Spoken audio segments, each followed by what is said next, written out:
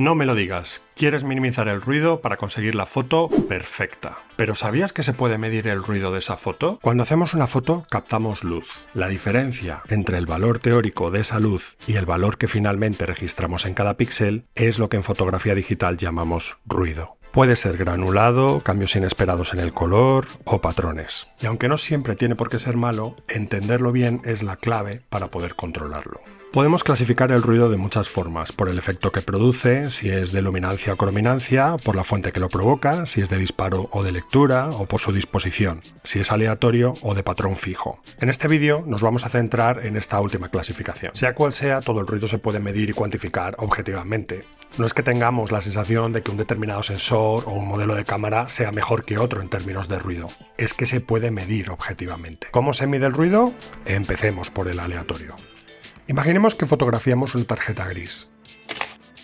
Pero para simplificar un poco, utilizaremos una resolución muy limitada. Tan solo 13 píxeles de ancho por 8 de alto. 104 píxeles en total. En el fichero RAW, cada píxel se resuelve con un valor en función de la intensidad de señal y según el color que previamente haya filtrado ese píxel. Ya sabemos que rojo, verde o azul. Si la tarjeta gris está debidamente calibrada y el balance de blancos es correcto, en un mundo ideal todos los píxeles del fichero RAW deberían ser idénticos, deberían haber captado el mismo valor, ya que para un gris neutro necesitamos la misma cantidad de rojo, de verde y azul, y veríamos todos los píxeles iguales. Supongamos que 3000 unidades RAW para este ejemplo. Pero la realidad no siempre es así.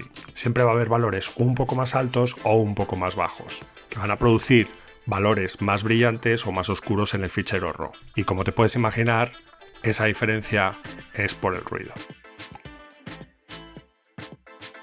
Vamos a hacer un gráfico con esos 104 valores, desde los más bajos, que serían algo más oscuros, hasta los más altos, un poquito más brillantes. Podemos intuir que los más incorrectos o ruidosos son los que más se desvían hacia los extremos, ya sea por exceso o por defecto. O lo que es lo mismo, los valores más correctos tenderían ponderadamente hacia el centro. Ahora hagamos un recuento de todos estos valores. Si vemos cuántas veces se ha repetido cada valor, confirmamos esta tendencia piramidal. Los registros teóricamente más frecuentes suelen abundar hacia el centro, mientras que el recuento de desviaciones disminuye cuanto más extremas se hacen. Y ahora viene la magia. Matemáticamente podemos definir a partir de este conjunto de muestras cuál es la probabilidad de cada valor RAW. Por ejemplo, estos 104 registros me dicen que el valor más probable es 3000 unidades RAW. Y si hacemos el cálculo, 3000 es precisamente el promedio de las 104 muestras, lo que llamaremos el valor de señal útil, que sería la señal perfecta, sin ruido. Y simplificándolo bastante podemos saber cómo de ancha es esa curva, o lo que es lo mismo, qué valores más extremos de ruido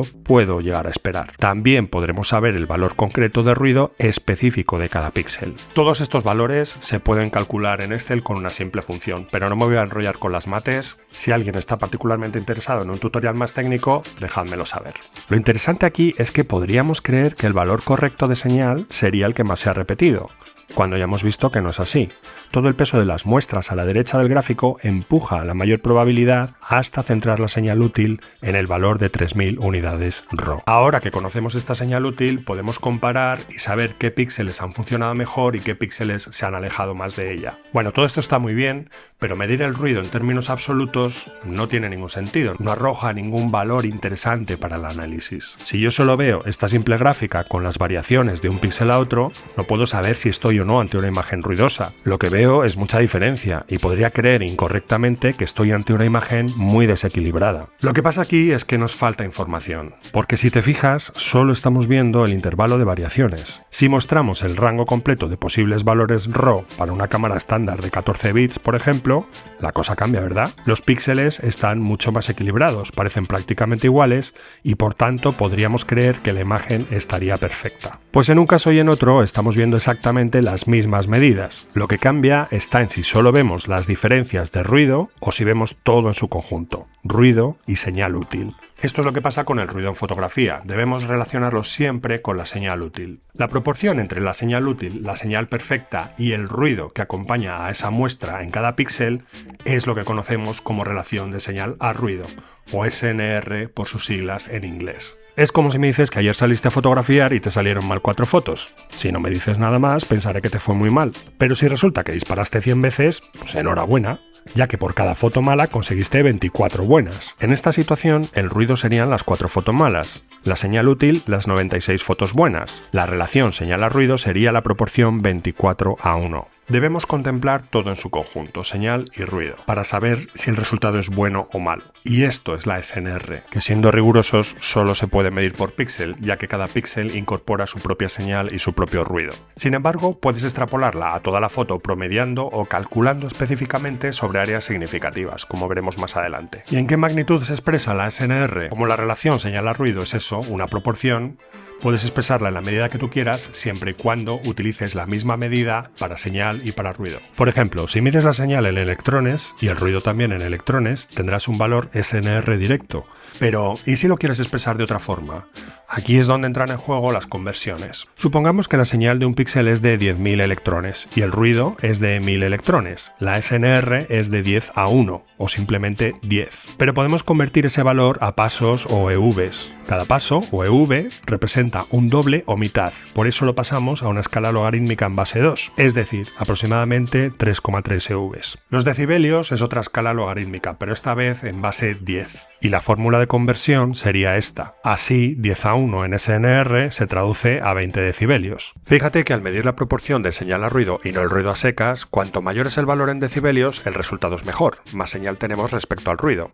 Al revés, paradójicamente, de a lo que estamos acostumbrados cuando queremos medir un ruido auditivo, y es que lo que medimos en realidad es intensidad sonora, sea o no sea considerada ruido. La clave está en mantener la proporción consistente. Si cambias la escala de medida, recuerda ajustar ambas partes para que el resultado tenga sentido. Normalmente cuando vemos una imagen ruidosa, lo que nos chirría a la vista no es el ruido en términos absolutos, sino una relación señal a ruido pequeña o débil que hará aflorar esa sensación de rechazo natural, especialmente en fotografía digital. Bueno, este ejemplo con un sensor de 13×8 píxeles está muy bien, pero ¿cómo podemos medir el ruido en una resolución real? Si hacemos una foto a una superficie plana, desenfocando bastante para evitar las alteraciones por la rugosidad de la superficie, podemos ver el fichero RAW en un programa especializado como RAWDigger y obtener automáticamente la desviación típica que ya conocemos por cada uno de los canales. Y como ya hemos visto, esa desviación es el ruido. Pero a pesar de haber desenfocado al máximo, siempre puede haber alteraciones producidas por la iluminación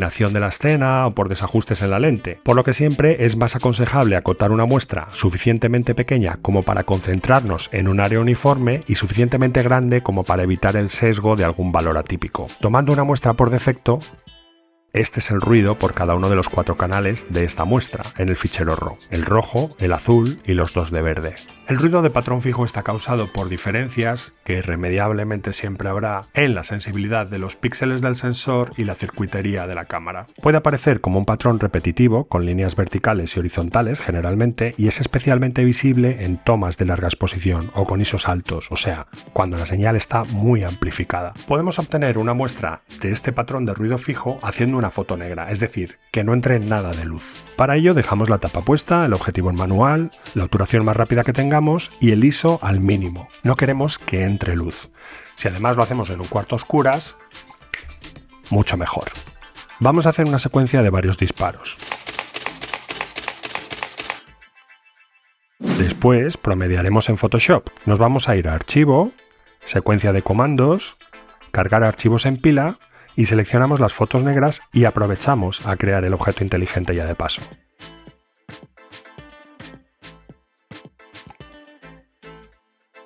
Después vamos a ir a capa, objeto inteligente, modo de apilamiento y promedio. Con esto tendremos la foto promediada.